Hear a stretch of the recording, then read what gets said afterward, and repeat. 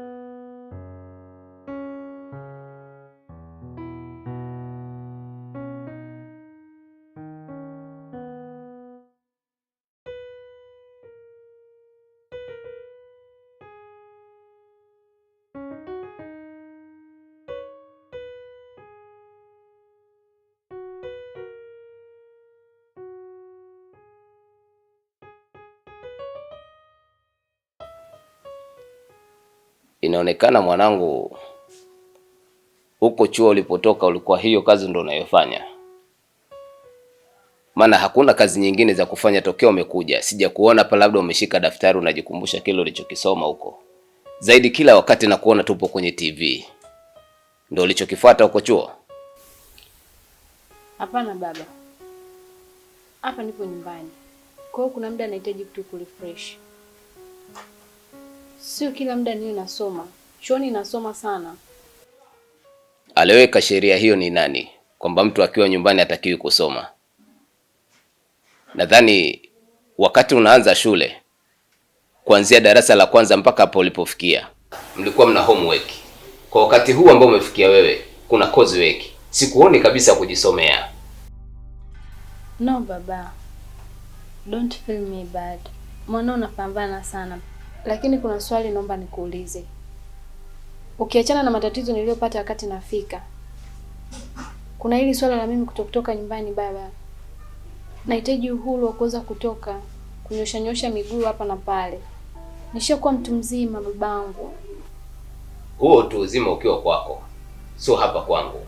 Unapokuwa katika mamlaka yangu ufuate kile ninachokuelekeza. Usije ukafikiria huu mji upo kama vile ulivyouacha. Na maana ya kukukataza sio kwamba sina akili. Hivyo, fuata matakwa yangu. Endelea na shughuli zako, sihitaji tena maswali yako.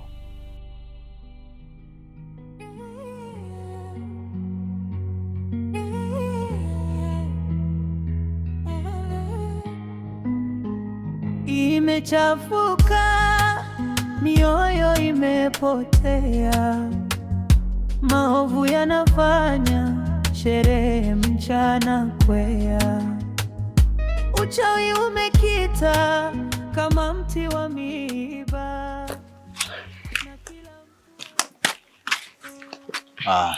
Pesa hizi meneja. Safi, uko poa? Bajaza. Kwa hiyo ukaona malalamiko yako umpe dadangu, si ndio? Sijamwambia kwa baya. Alipita tu hapa nikaona nimwambie kwa sababu wewe na yeye mtu na ndugu yake. Kwa hiyo unahisi ukimpa yeye akinifikishia mimi nitakukubalia? Yeah, niliamini hivyo kwa sababu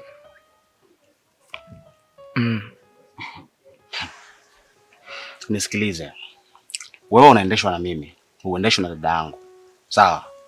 Kwa hiyo kila ambacho mimi nakisema basi inabidi ukisikilize wewe. Okay. Baadaye inabidi tume kataa vibali. Kwa sababu yule bosi ambaye niliongea naye masuala ya show ameshakubali. Hivyo nikakukutanisha naye ili ukafanye show, na hiyo show inaenda kufanyika mjini. Pesa utakayoipata huko sihitaji hata shilingi 100. Yaani namaanisha pesa utakayopata huko utabaki nayo wewe, itakusaidia katika kipindi hiki ambacho tunaenda cha mwezi wa Ramadhani. Sawa? Na uliniambia kodi inafika ukingoni, hivyo utabalance na hela ya kodi. Sihitaji simu wala sihitaji tena kero, sio nahitaji pesa hivi na hivi. Nahitaji kutoa na familia yangu mwezi wa Ramadhani. Sawa bosi, nimekuelewa. Taenda kupiga show na nitaua vizuri kama unavyonijua kijana wako. Na show naenda kufanya ni show ya Vunja Jungu. Hivyo hakikisha unaua, unafanya kweli, ikiwezekana sikukuu wakutafute tena. Na kisha mwezi wa Ramadhani mdogo wangu, nitakutafutia kipotabo fulani hivi. Mtoto mweupe. Unajua mdogo wangu, sio kama sitaki uwe na mwanamke, ila sio hawa wanawake ambao hawaeleweki, wanawake weusi. Sasa wewe mwenyewe mweusi, uje kuwa na mwanamke mweusi, unategemea ukizao utazaa kitu gani? Vipi wanafua hapo? Ni jirani yako? Chumba cha pili hapo. Ana kitu? Ana kitu, lakini si unajua vinavyoelea vimeundwa.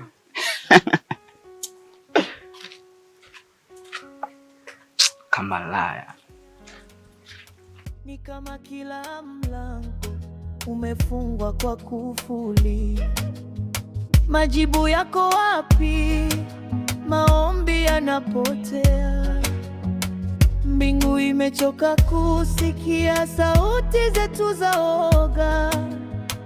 Ni utulivu wao mwisho, hakuna anayejua. Tunasubiri kama Astaghfirullah. Subhanallah. Mbona umewacha Waarabu na kuwakimbilia wazungu? Yaani namaanisha ulivyovaa. Vipi tena? Hamna ustazi, umenifikiria vibaya tu. Mimi natoka kufanya mazoezi kuweka mwili sawa. Unajua toka nilivyokuwa ninaumwa sifanya mazoezi muda. Sawa. Nimekuelewa kama ni hivyo. Lakini hata mimi usinichoke. Maana mwenzako naogopa sana maneno ya Allah. Anasema wala talibisu li haki bil batili. Yaani namaanisha usichanganye haki na batili. Watake tumule haki wa antum taalamun. Msifiche haki aliyakuwa mnajua. Pia Mtume Muhammad sallallahu alaihi wasallam anasema Al-Islam nadhifu fatanadhafu fainahu la yadkhulul jannata illa nadhif. Uislamu ni usafi. Na hatoingia mmoja wetu peponi ila aliye msafi na aliyestiri mwili wake. Ila kwa kuwa umesema mazoezi, inshallah. Sawa ustazi, mimi nimekuelewa. Kama nilivyosema mwanzo, mimi naendelea kufanya mazoezi mpaka nifike nyumbani. Na kingine labda nikukumbushe. Tunaelekea kwenye mwezi mtukufu wa Ramadhani. Jaribu kutafuta nguo yenye kustiri mwili wako. Sawa ustazi, kweli. Inshallah.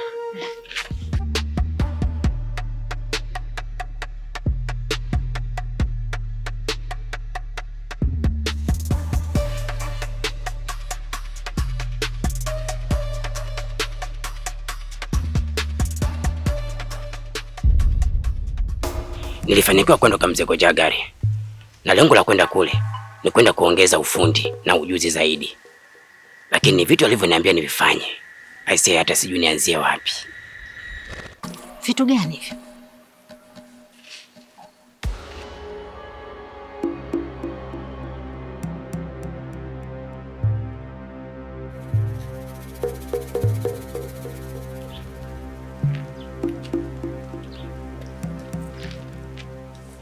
Shikamoni. Marahaba. Za nyumbani. Nzuri kabisa ni. Mzee mwenzangu.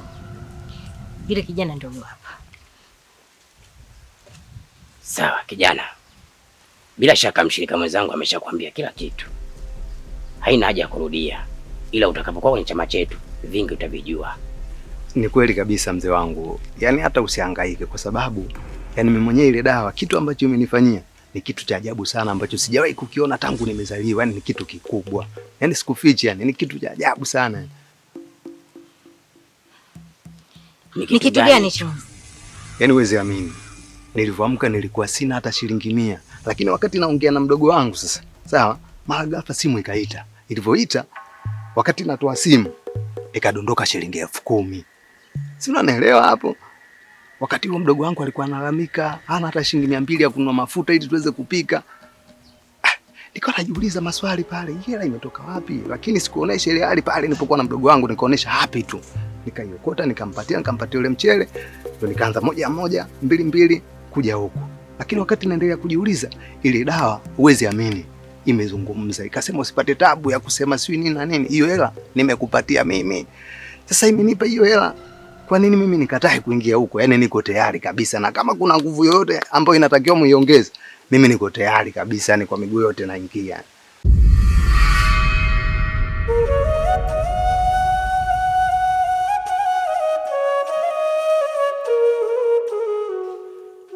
Kwa nini mimi jamani? Nimezaliwa kwenye dunia ambayo sina uhuru nayo. Sina uhuru wa kutembea wala kutoa maamuzi kwa kile ninachokipenda. Huku shangazi, huku mjomba. Kwani shangazi, mimi unanitaka nini? Nimetoka kwenye maisha yako, pia upendi kununa na pumua. Ni yako nini jamani? Nimechoka. Nachoamini mimi na neno la Mungu, na wewe Mungu ndo mlinzi kwenye maisha yangu. Ya Mwenyezi Mungu nitetee kwenye hili nateseka, nimechoka.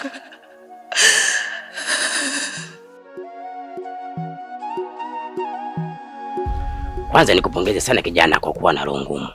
Maana ni vijana wachache sana ambao wanaweza kuona vitu kama hivyo vya ajabu alafu wasishtuke. Hivi ndivyo inavyotakiwa. Hongera sana. Sawa sawa, mimi nimeelewa na ninashukuru sana.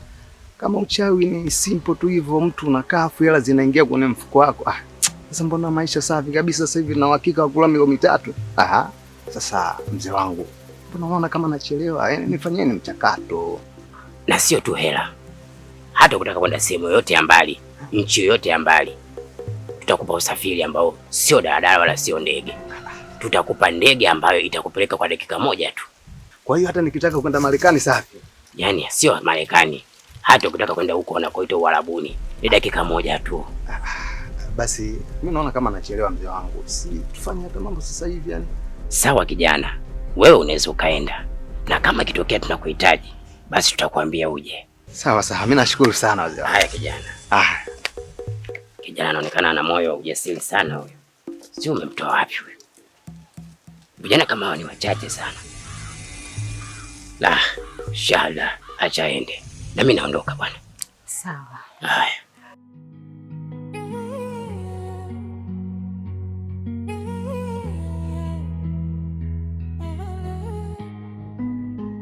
Imechafuka, mioyo imepotea, maovu yanafanya sherehe mchana kwea. Uchawi umeingia. Karibu. Asante. Oho, mwalimu. Habari? Salama, kwako? Naam, kwema. Kwema. Karibu. Asante, nafikiri umepata simu yangu. Hata hivyo nilikuwa nimejiandaa hapa, nilikuwa nataka nitoke, kwa hiyo sio mbaya, ngoja tuwai twende huko nataka kwenda. Lakini vipi, niulize kuhusu familia yake, nafahamu jambo hili? Wazazi wake wana taarifa na nilishafika nyumbani kwao. Nilikutana na dada yake akanipa maelezo kwamba wana changamoto hizi na zile. Lakini kiukweli hakuna changamoto sana katika familia, isipokuwa yeye mwenyewe mtoto ndo ana matatizo. Changamoto anazo yeye mwenyewe. Na pia vile vile dada yake alinipa jukumu mimi ndio nimsimamie yule mtoto. Kwa hiyo hadi sasa hivi mimi ndo na jukumu la kufanya nini? Kuhakikisha yeye anarudi shuleni na anafanya mitihani. Muda umekwenda sana, sasa hivi tunakaribia kufanya mitihani. Kwa hiyo lazima tuwe na taarifa kamili ya wanafunzi ambao watakao kufanya mitihani. Na si hivyo sisi ndio tutakao kuwa na lawama mbele ya serikali. Okay, sawa. Basi ngoja nivae viatu hapa. Tuondoke. Sawa. Watoto sometimes moja wanahisi elimu ni mchezo. Sasa hawa inabidi kuwafundisha adabu. Sawa. Elimu ni ufunguo wa maisha yao wao wenyewe. Sisi kama wakubwa inabidi tuwafundisha adabu, waende shule. Asome. Elimu bure, soma. Mimi nakubali kamanda. Wewe fanya twende. Tunasubiri kama mashua katikati ya bahari kuu. Hii ni ya tsunami, tunazama na hakuna chombo cha kuokoka.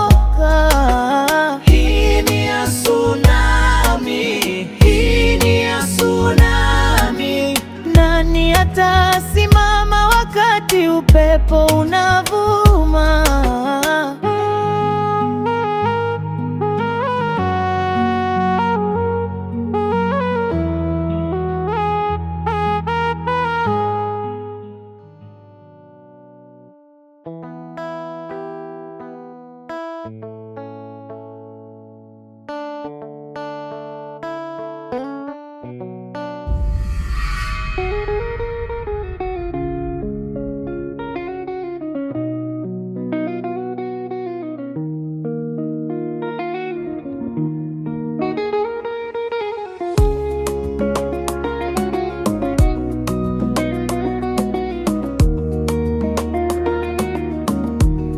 Ninapokuona moyo unadunda kama ngoma ya jadi.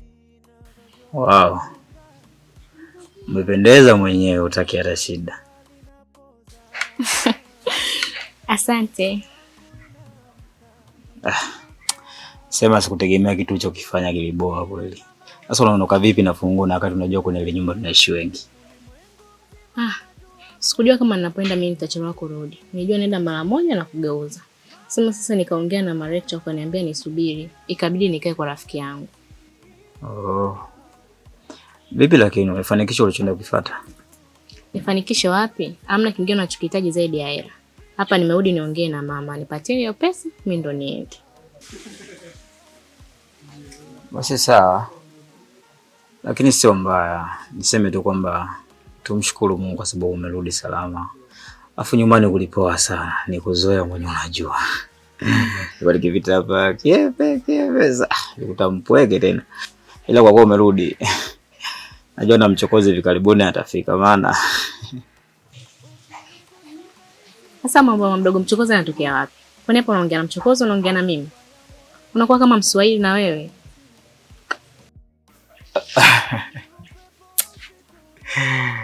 Umeongea kuna kitu umenikumbusha mbali sana. Kuna mshikaji wangu mmoja alikuwa anapenda kuniambia kwamba naongea na wewe. Haya, nimefika hapa na mama naye hayupo. Kaelekea wapi? Oh. Na kama atakuwa hayupo, sidhani kama ameenda mbali. Maana kuna muda fulani mimi nilitoka. Nenda kunyosha miguu kidogo, sinajua tena. Nilimwacha amekaa hapa. Sidhani kama atakuwepo mbali. Ila sio mbaya maana hata funguo mwenyewe ninayo. Acha nifungue. I love you.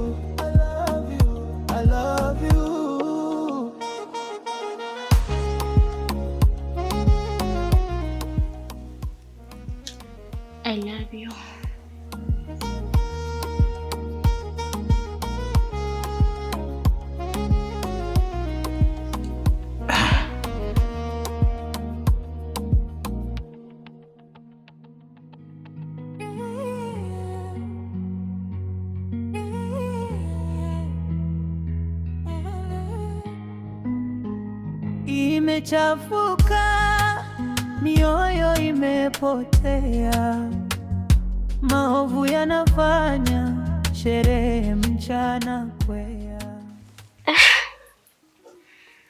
Vipi? Poa. Unaonekana umechoka sana. Mambo ya kazini, si unajua tena. Pole. Dada, Steno alikuja hapa akidai pesa yake. Kaongea maneno mengi, mimi nimejaribu kumuelewesha ila hakutaka kabisa kunielewa. Na akadai kuwa kama hatuwezi kumlipa pesa yake, basi niingie ndani na nitoe kitu chenye thamani ambacho kinaendana na pesa yake niweze kumpatia. Nikajaribu kumuomba kuwa hatuna nia ya kumdhulumu, deni lake tutamlipa tu. Ila alivyokuja hakutaka kabisa kuelewa chochote kuhusu hilo. Basi mpaka anaondoka mimi na yeye hatukufikia mwafaka, ila akadai tu kwamba atakaporudi hapa atarudi ni mtu tofauti na aliyekuja siku zote.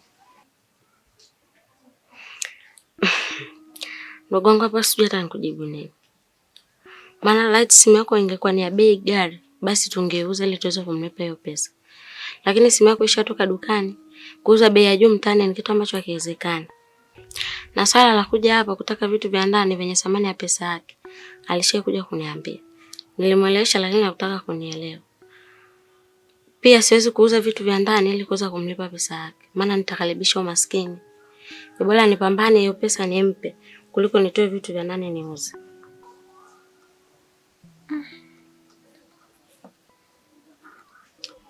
Lakini mimi naona hili linaenda kuwa tatizo kubwa. Sisi hata tunafanyaje? Tuachane na bele za Stella. Tupambane na hiyo kazi ili tuweze kupata pesa. Vipi ugali upo ndani? Maana na njaa hatari. Nishapika, chakula kipo mezani. Haya, ngoja mimi basi nikale.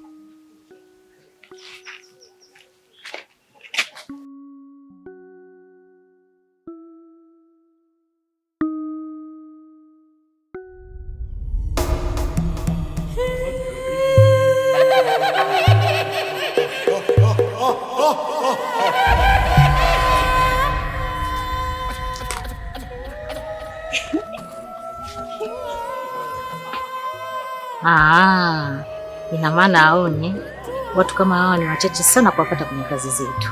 Acha niondoke naye, atanisaidia kwa namna moja au nyingine. Bibi, twende nikakupe chakula.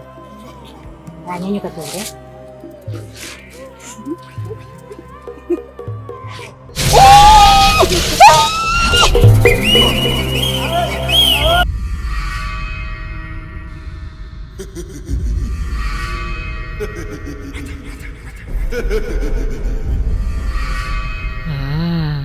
Sawa.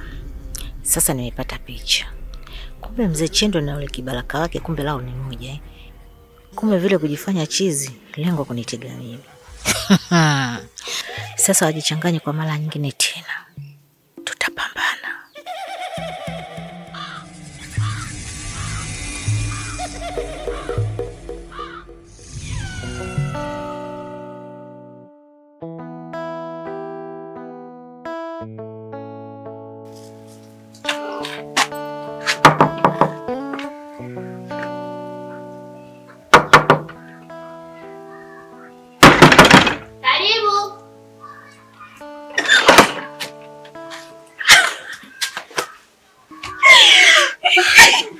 Mwanangu. Ndugu. Unataka kupokea hivi?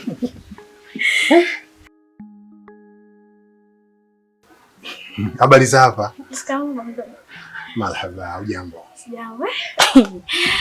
Bwana kukata nilivyokuona pale nimefurahi. Maana mwanangu nimechoka kula boko na mboga za majani kama nimekuwa mbuzi. Wala usiwe na shaka. Kwa sababu mimi nipo, basi kila kitu kitaenda sawa. Vipi zawadi hujaniletea? Una wasiwasi gani na zawadi? Kila kitu kipo kwenye begi. Alafu vitu vingine sio vya kutoa nje. Tukiingia ndani nitakukabidhi kinachokuhusu.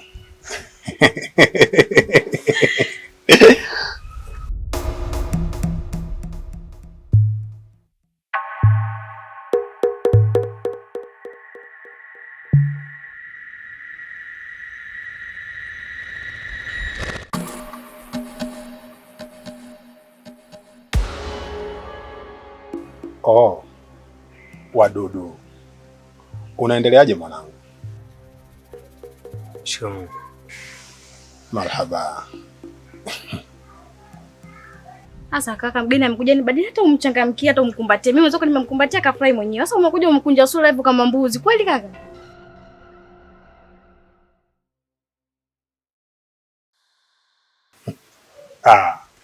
Wala usiwe na shaka mwanangu.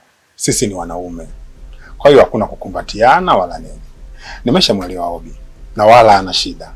AKA Wadudu. Si ndivyo mwanangu? Mimi naingia ndani.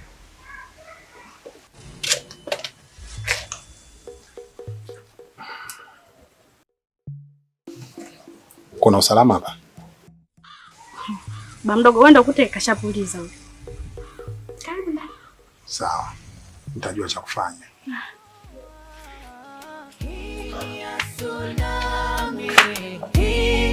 Tsunami, nani atasimama wakati upepo unavuma?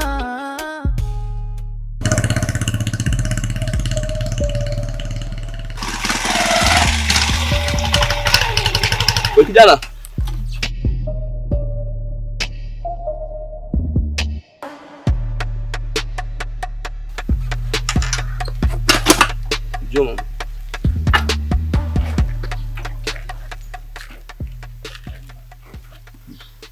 Vipi?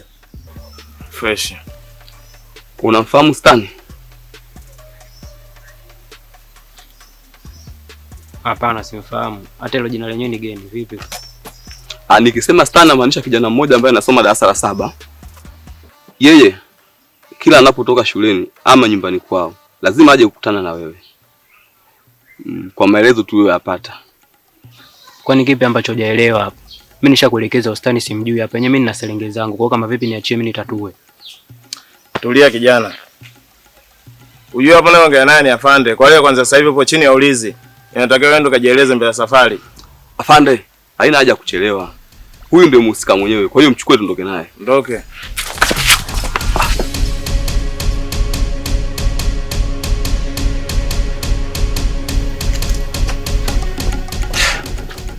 Mwalimu. Huyu kanikimbia. Naomba unikimbize mara moja hapo kituo cha polisi.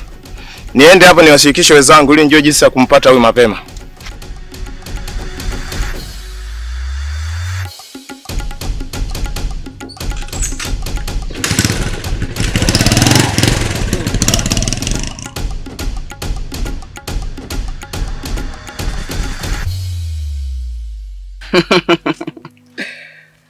Zakia, karibu sana. Asante. Naona msomi umeamua kuja kututembelea sasa. Ndio, nimeona nije niwatembelee maana ni siku nyingi sana hatujaonana. Ni kweli bwana, mimi baada ya kusoma ile kozi yangu moja ya social network nikaamua nirudi zangu nyumbani huko sasa kuja kutulia, kuweza kutafuta hela, lakini wewe ukaamua uendelee kusoma na nasikia umeenda kusomea wanasheria. Ni kazi ngumu sana kwa nyinyi wanawake. Amna bana, so unajua kila mtu anasoma kitu ambacho anaobi nacho. Kwa mimi mwenyewe naipenda sana sheria. Afu naumia sana ninapokuwa naona watu wanakosa wanasheria kusimamia makesi zao huko mtaani. Raia na mali zao wanahangaika. Yeye unakuta mtu ana kesi anamtafuta mwanasheria, apati mwanasheria maana. Wanasheria wengi asilimia kubwa sasa hivi. Yaani wapo tu kwa ajili ya pesa na sio kwa ajili ya kazi iliyowafanya wasimame pale. Kwa hiyo ndio maana mimi nimeamua nisome ili niwasaidie wanyonge ambao wanahangaika kwa ajili ya mali zao.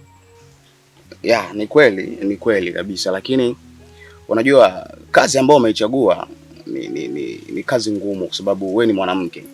Unajua kuna baadhi ya watu hawapendi kuona watu wanasaidiwa. Lakini mimi nikupongeze sana. Kwa Kiingereza wanasema congratulations. Mimi nafurahi sana.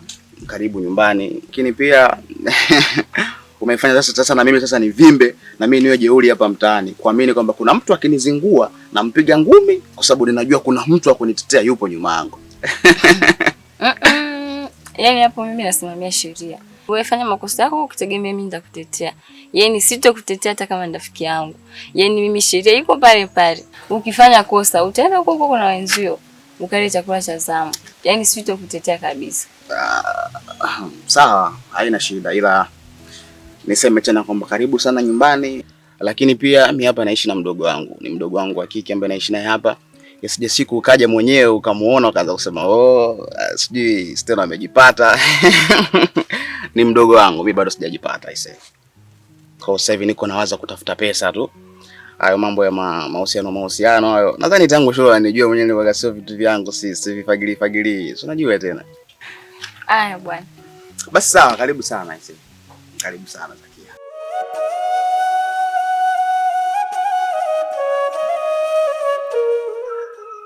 Kiukweli na msongo wa mawazo ambao unanipelekea mpaka nashindwa kufanya kazi. Yote na yote nikikaa na kumfikiria mdogo wangu. Nini hatima yake huko aliko? Kila nikikaa na kufanya kazi, moyo wangu unajawa na wasiwasi mkubwa juu yake. Mwenyezi Mungu, nakuomba kamlinde mdogo wangu na kumsimamia katika hatua yoyote anayoifanya. Nitie nguvu, nifanye kazi.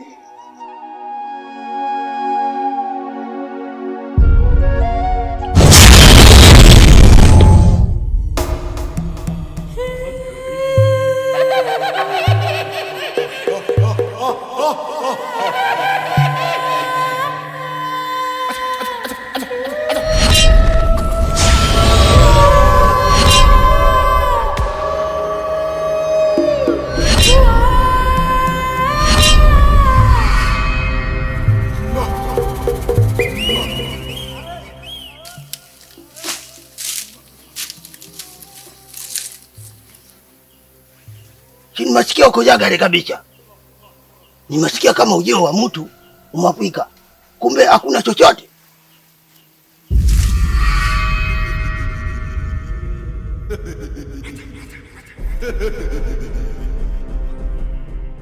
Kendu, umeamua kutoka huko kufika mpaka uko Jagareni kuja kumfuata Nzee Koja.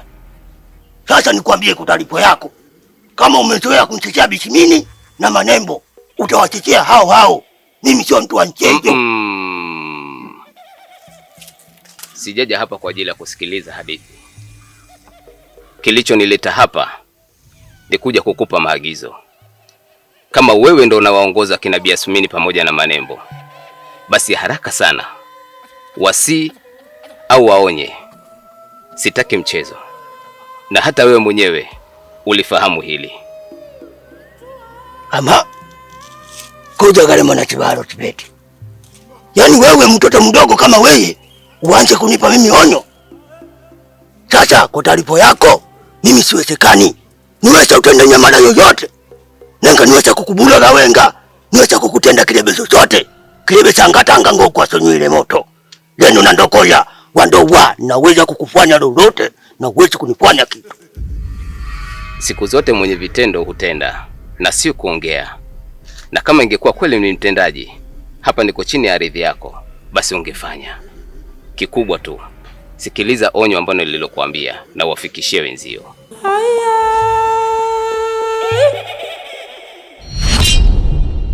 Sasa huyu angalikuwa yeye anaweza kufanya kitu, mbona amayayuka? Huyu angesubua kidogo ningenteleza hapa. Sasa anachoya sana kenda watu ko, mimi sendu kanichuia. Kumbe sendu wenyewe kadogo dogo tu kadule kama haka ndo kaliko kanafanya mimi kule mlima sipandi. Nitakutana naye kwenye anga zangu. Kama yeye anaweza kuwachezea Bishimini na Manembo sio mimi. Mimi nimatulia ndani, mimi nimechaliwa siku nyingi. Acha kile mchezo ndio kama yule.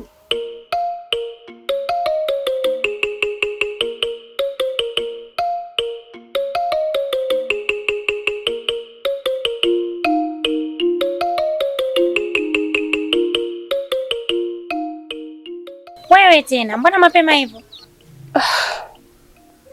Yaani kiukweli ni leo siko sawa. Nimeenda shamba lakini hata nguvu za kufanya kazi sina leo. Na hisi unakumbuka nilikwambia kuhusiana nilikotoka? Nimejikuta namkumbuka mdogo wangu. Kulingana na mazingira niliyomwacha kule nyumbani. Kwa sababu maisha ya mtaani afu ni mtoto mdogo yule. Shule asomi na sijui anaishi mazingira gani. Yaani mpaka wakati mwingine nawaza jukumu waliloniachia wazazi wangu mimi nimelishindwa na kumlea mdogo wangu. Kwa hiyo leo nimejikuta tu nawaza sana, namwaza sana mdogo wangu, nakosa amani. Nkela. Hivi unajua unachokifanya lakini? Sawa, kwanza pole. Ila mimi sidhani hapa kama naweza nikakusaidia kwa sababu huyo mtu unayemfanyia kazi ni mtu hatari sana hapa kijijini, anajulikana ni mkorofi. Na unaonekana hujashika kabisa jembe leo. Ulivyotoka ndio ulivyorudi. Unafikiri huyo mzee akifika shambani kwake akaona kwamba kazi haijaendelea, akakufuata hapa itakuwaje? Unajiingiza kwenye matatizo Nkela. Yaani baada ya kutatua tatizo, wewe unaongeza tatizo lililo kubwa zaidi. Sawa, lakini na mimi ni binadamu. Nachoka. Tenda baadaye, afu sitoshe na njaa. Mwenyewe ndo kwanza bado unapepeta mchele hapo. Sawa, una njaa. Ila tu kwa usalama wako ningekuomba rudi shambani, mimi niandae chakula nikuletea huko shambani. Sio, tunaelewana? Maana yule mzee akikukuta hapa yatakuwa mengine, na ningeenda kukusaidia, najua unachokipitia. Lakini kama unavyojua mimi mwenyewe ndo kwanza ndo yenyewe mbichi. Nawezaje kutoka kwenda shambani? Si utanishangaa wenyewe hapa. Sawa, why?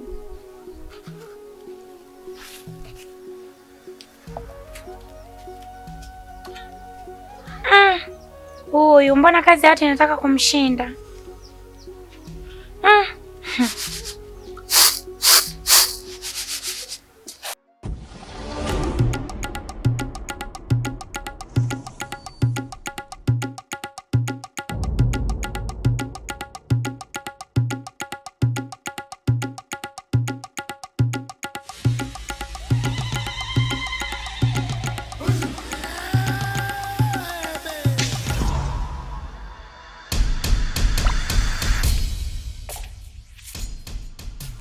Miguo.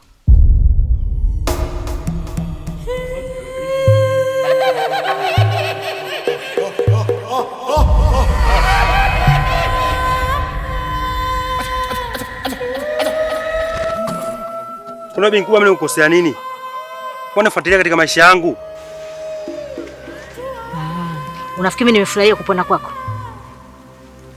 Bado inaniumiza. Sijapenda kabisa wewe upone. Nataka urudi kwenye hali yako ile ya mwanzo. Sawa sawa, umenifanyia ulionifanyia, basi niache niondoke. Mimi ni kama mwizi niloibiwa. Nina uchungu. Nataka nikuue.